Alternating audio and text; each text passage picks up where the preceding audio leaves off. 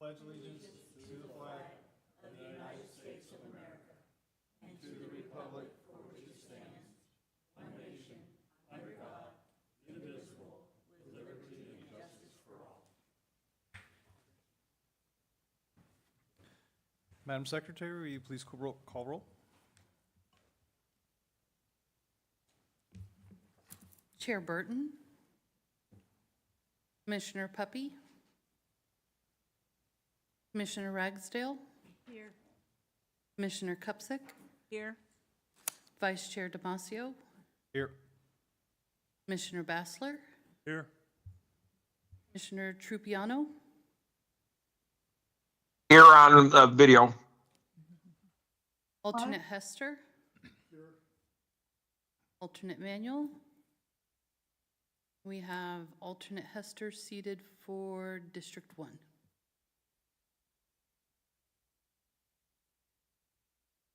All right, thank you.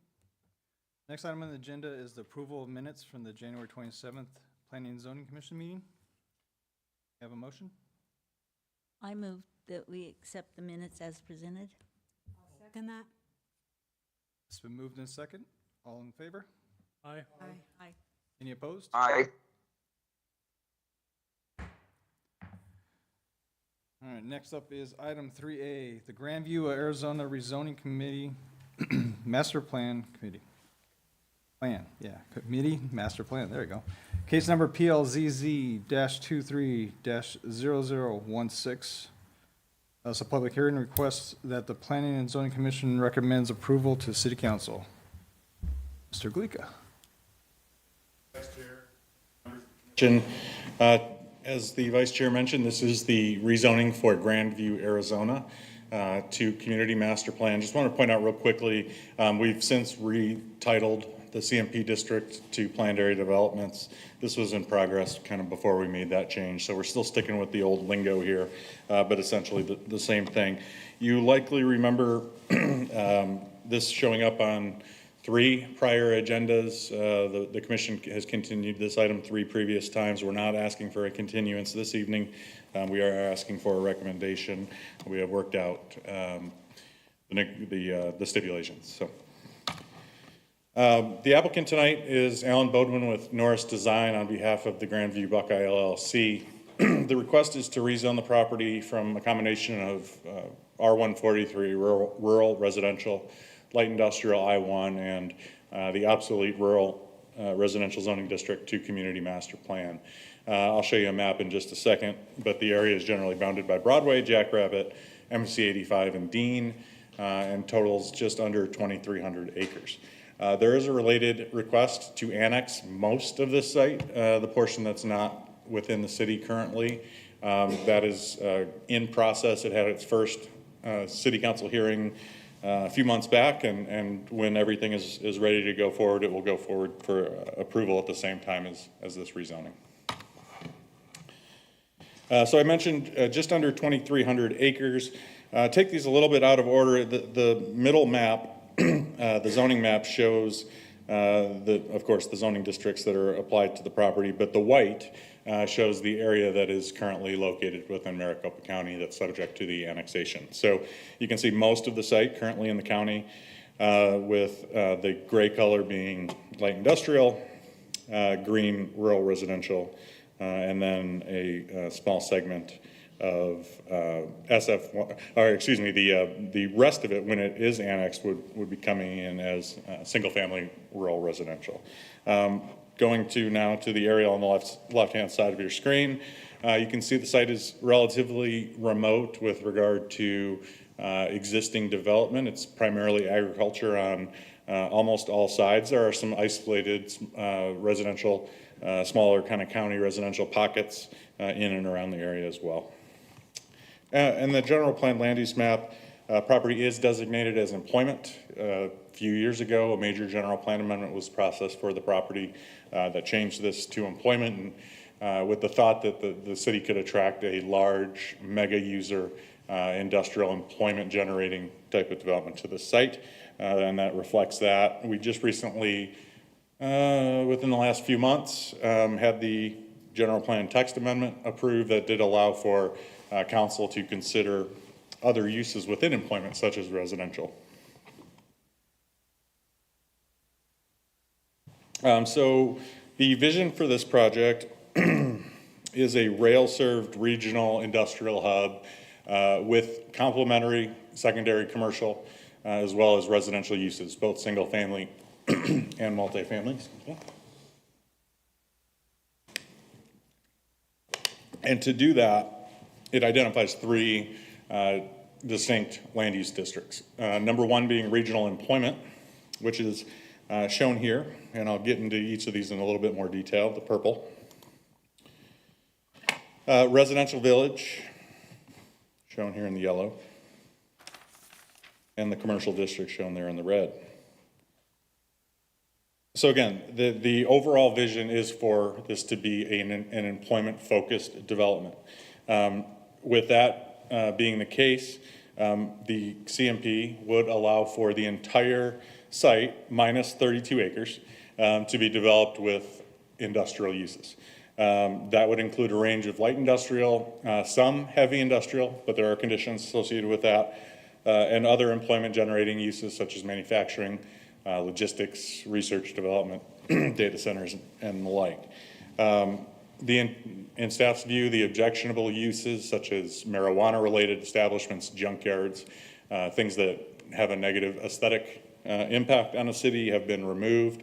And rail access is prioritized within this CMP. As you can see, the rail runs, kind of snakes through the project on an angle here, and then this is the canal that does even more turning. So a lot of rail frontage both on the north and south sides for this project. I'll talk about this in a little bit more depth later in my presentation, but heavy industrial uses, I mentioned, some are permitted within the PAD, within the CMP, excuse me. None of them would be allowed along any arterial street forming the perimeter of the site, so you wouldn't be able to see them from off property, as well as adjacent to any residential. The development standards, your setbacks, your building heights, et cetera, are based on our I-1 and I-2 districts, with some modifications and a real heavy focus within this document, if you had a chance to look at it, on transitions between industrial and residential uses. The residential village district, again shown here in the yellow on this map, kind of at the northwest, southwest, and southeast corners of the project. Would accommodate employees, folks that want to live close to their job potentially. I do want to point out that these locations are subject to some modification. There's language within the CMP that allows them to shift around slightly, but in no case would the residential be allowed to kind of create an island where it's surrounded by industrial uses, excuse me. This could be up to 750 acres.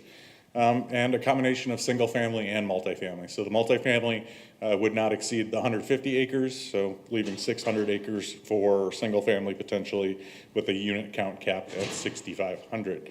And the development standards are based on our development code. And then finally, the commercial district. This is intended to accommodate community neighborhood serving commercial types of uses, restaurant, retail, services for the surrounding residents, not just within this development, but future developments in the area as well. This would be 32 to 235 acres. There is a minimum of 32, just to ensure there's at least some commercial service to support the development and the services and needs of the employees. The development standards are based on our C2 district with some modifications to limit the intensity of some of the uses. I mentioned briefly, I'll dive in a little bit more detail, land use transitions. Our general plan, as you likely remember, includes employment transition area expectations that talk about minimizing truck traffic impact on residential, creating a good, high quality visual from the perspective of streets, so not seeing loading areas, those types of things, really good screening. So this PAD or CMP gets at that through prohibiting the heavy industrial uses, again, on the perimeter of the site within 500 feet of that perimeter. Also with fairly large setbacks, 75-foot building setback to any industrial building, but a double setback, 150-foot setback to the service side. That's from any residential property. And then there's a landscape buffer requirement as well.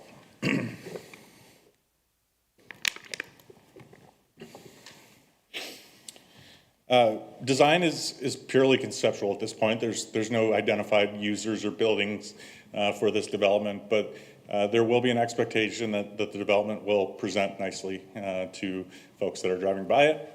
Facades that are visible from streets, as well as any neighborhoods, will feature movement, interest, architectural interest, variety in materials, etc. Landscaping will be drought tolerant, but also be used to screen, buffer, as well as provide shade and enhance aesthetics. And then lastly, signage. If the future State Route 30 runs through or adjacent to this project, the project would be eligible for billboards in compliance with our code. They would still have to meet all of the other requirements within our code. We're not sure if that will happen. The alignment hasn't been chosen. This project doesn't influence, I guess, the alignment as chosen by ADOT.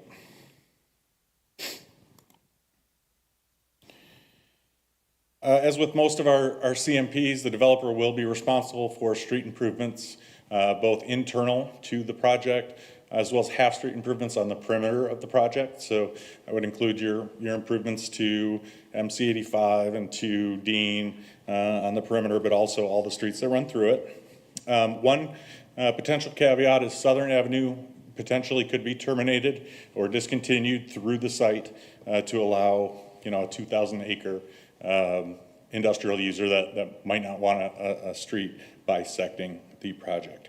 Water and wastewater will be provided by the city, but there's no facilities for that currently. So the developer will be constructing a new on-site regional water and wastewater facilities to serve the development, which will have the benefit of also serving some of the surrounding properties.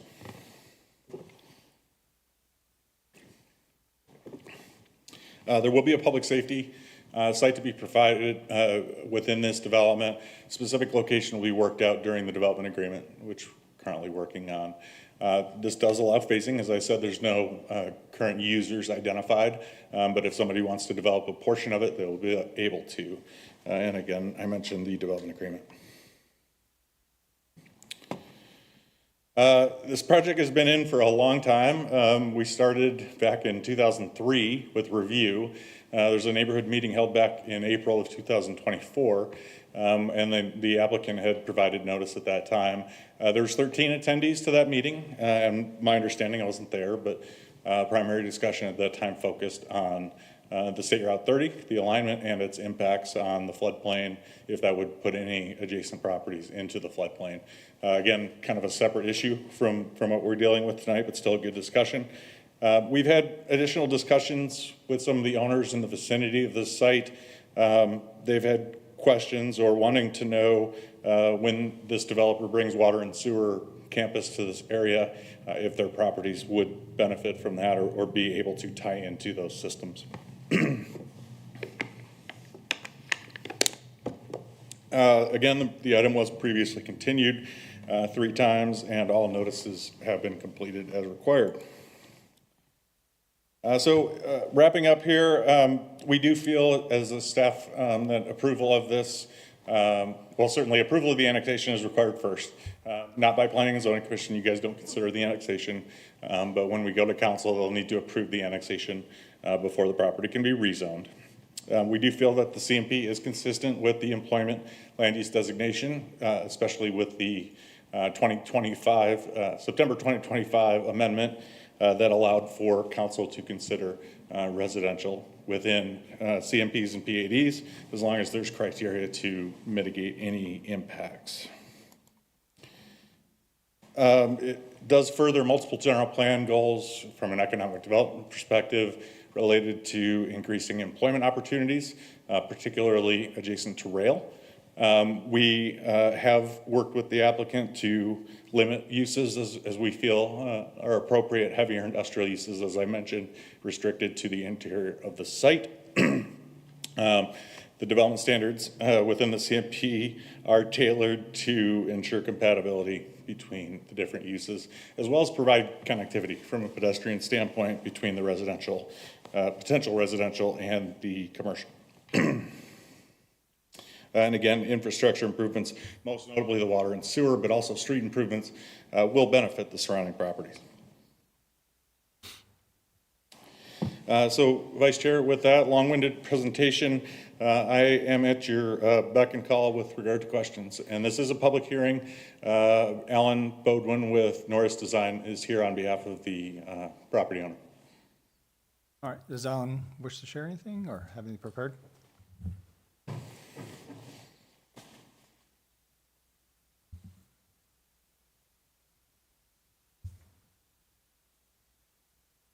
If you would just state your name and your address for the record, please. Absolutely. Good evening, Vice Chair Damasio and members of the Planning Commission. For the record, my name's Alan Bodwin. I'm with Norris Design. My office at 901 East Madison Street in Phoenix. That's down. Would you like your slides up, or? Chairman, what I'd like to do, I believe, is I don't know if you have any cards here regarding speaking tonight, but it would appear that that's probably not the case. There's a lot of redundancy between the presentation that we have prepared and what Ken just delivered. And so at this time, I think we'll just suggest that we rely on Ken's presentation. But I do want to identify our project team and say thanks to them and thanks to the staff for all the hard work. As Ken put in his presentation, we've been at this for quite some time. It's a pretty complicated plan, but I think we arrived in a pretty good spot. So as he indicated, Grandview Buckeye LLC is the land ownership, and the land ownership group is here tonight. I represented land planning and landscape architecture at Norris Design. We had legal representation by Gamage and Burnham. Manjula Voss is here tonight if anything comes up regarding that. Civil engineering is represented by Colliers, and they looked at the water and the wastewater. There is a large public facilities campus in the middle of the plan. That's a part of the plan. And then our traffic engineering staff did some pretty significant work, working with your team as it relates to the traffic component, and that's CivTech and the team at CivTech. So I wanted to thank them, and I wanted to thank the staff for their hard work to get us to this point tonight. And happy to answer any questions or respond to any public comment. Fantastic. Thank you. Start down here, Mr. Esther. No questions? I have no questions. No questions, thank you. No questions. Thanks. Mr. Triviano, do you have any questions? No questions. Just a comment. We're going to have to get more industrial in Buckeye, and I think near railroad is a good place for it to go. Second that motion. I just had one question, just for clarification. Ken, on the one of the slides you mentioned that there's a 30-foot landscape buffer. Was that just for the industrial part, or the? Yes, so that would apply when industrial develops next to residential within the CMP, or if in the case that the industrial is there first, then the residential, I believe, still has the obligation to provide it on that side of the property. Gotcha. Yeah. Okay, thank you. All right, at this time, we'll open up the public hearing. Madam Chair, do we have anybody that wishes to speak on this? We do not. Hearing that, I will close this public hearing.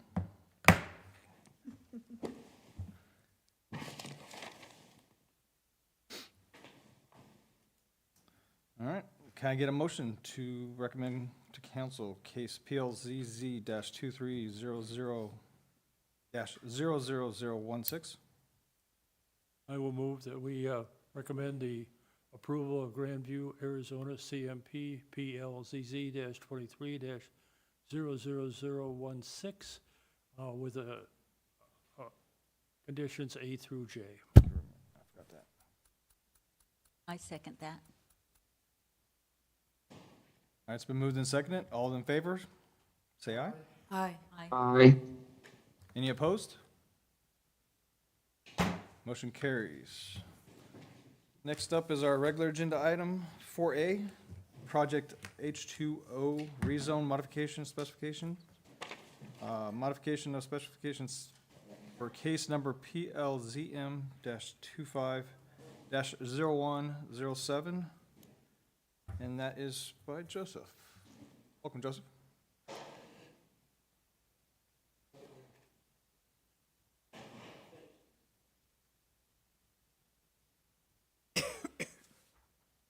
Thank you, Chair and members of the Commission. Project H2O rezone, it's actually a proposed modification of stipulations of formally adopted ordinance number 18-23. All right, I'm glad you're able to say that better than me. I benefit of the screen right in front of me here, and I wrote it. All right, so just a brief snapshot here. The site is generally located west of the northwest corner of Patterson Road and 283rd Avenue.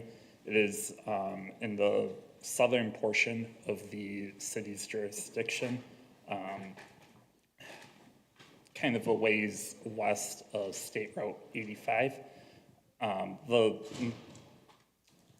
request is to modify some of those previously approved conditions of ordinance number 18-23. Specifically, they're going to be looking to remove condition A and then modify conditions B and D. The site is approximately 157 acres. I'll give more information on that in just a moment here. Here you can see just kind of a general aerial of the site. As I mentioned, it's northeast of Patterson and 283rd Avenue. It's located in an area that has a lot of kind of existing electrical and energy infrastructure either going in or planned. Several large solar production facilities are in the general vicinity of the site, and there are several others that are contemplated in the future. The general plan designates this area as employment, which coincides with the existing heavy industrial zoning. Both the current land use designation and the current zoning were adopted in May of 2023. The purpose of the existing zoning was initially for a hydrogen gas production facility. The intent was that the site would actually be producing hydrogen for a fuel source. Market conditions have changed, and that is no longer a viable kind of option for the use of the property. So the applicant is requesting those modifications primarily to the previous modifications made the use of the property contingent on only hydrogen production. So the modifications will remove that contingency and allow for expanded industrial uses consistent with the general I2 heavy industrial zoning designation. And it will remain consistent with the employment general plan land use designation as well. The applicant has indicated that the primary objective for the property is for a data center campus. There have not been any formal submittals for a site plan for data centers on the site. However, there is an active site plan application for a EPS substation on the property, which would in turn support either future data center campuses or other industrial users on the property. As mentioned, it's proposed to delete stipulation A, modify stipulations B and D. It should be noted that the larger properties surrounding the subject site, which comprises approximately 920 acres, is also owned by the same ownership group. That property was not included in the original rezone or general plan amendment in 2023. It is not proposed to be included in this request. It's not subject to this request, but it should just be noted that in the event that the data center campus is successful, it could eventually be included in future rezoning and a potentially major comprehensive plan amendment to allow expansion of either a data center campus or other industrial uses on the property.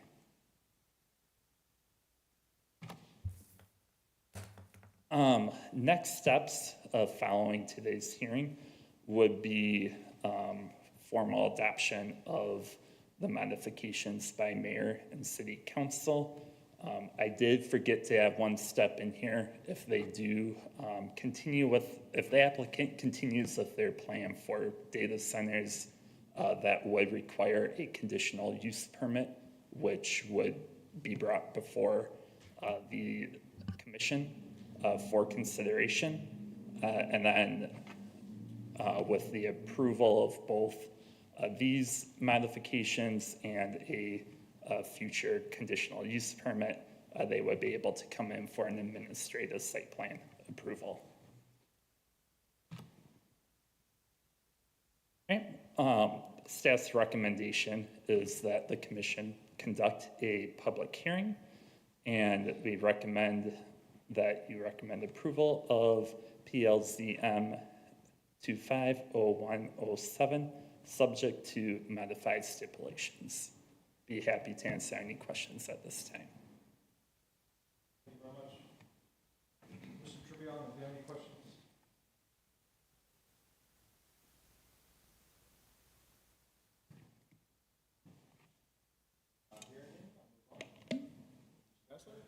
No questions. No questions, thank you. No questions, thank you. No questions. All right, no questions from us. Straightforward. We'll open this for public hearing. Is there any questions from audience? There is not. Questions? I'll close the public hearing.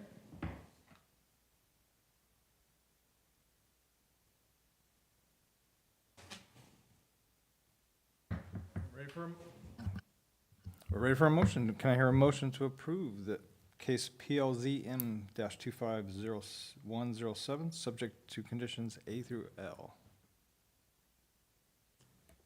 I move we approve PLZM-25-0107, subject to modified stipulations A through L. Need a second? I second it.